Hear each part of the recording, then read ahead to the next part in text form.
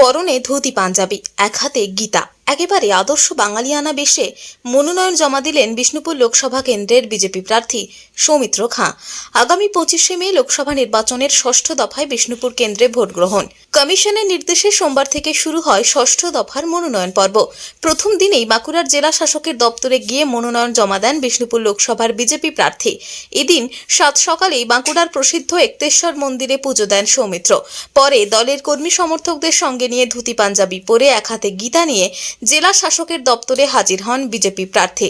সাংবাদিকদের সামনে সৌমিত্র বলেন, ধুতি পাঞ্জাবি বাঙালির প্রথাগত ও ঐতিহ্যবাহী পোশাক, আর গীতা সত্যের প্রতীক। ধুতি পাঞ্জাবি পরে বাঙালি হিসেবে স্মৃতিচারণার পাশাপাশি বিজেপি সারা দেশে যে সত্য প্রতিষ্ঠা করেছে তার প্রতীক হিসেবে গীতার সঙ্গে নিয়ে মনোনয়ন জমা করেছেন। একজন বাঙালিয়ানা যে আমাদের ধুতি, যে আমাদের প্রধান পরিচ্ছদ ছিল, প্রধান যে পোশাক ছিল, সেটা পরে এসে নিজের স্মৃতিচারণ করছি।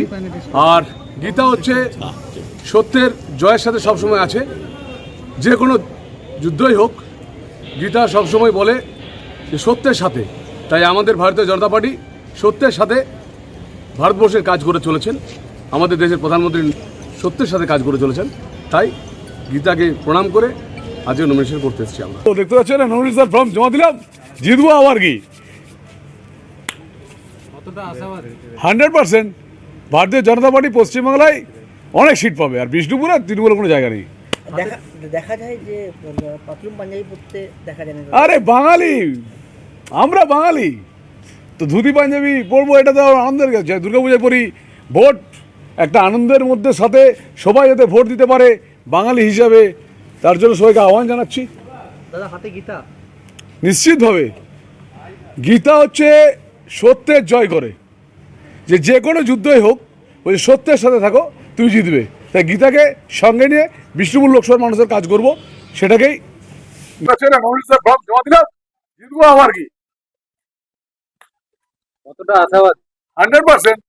ভারতীয় জনতা পার্টি পশ্চিমবাংলায় অনেক সিট পাবে, আর বিষ্ণুপুরে তৃণমূলের কোনো জায়গা নেই।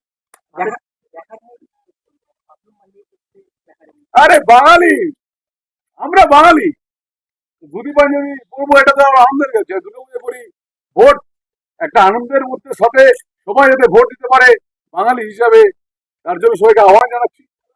হাতে গীতা, নিশ্চিতভাবে গীতা হচ্ছে সত্যের জয় করে, যে কোনো যুদ্ধই হোক ওই সত্যের সাথে থাকো, তুমি জিতবে।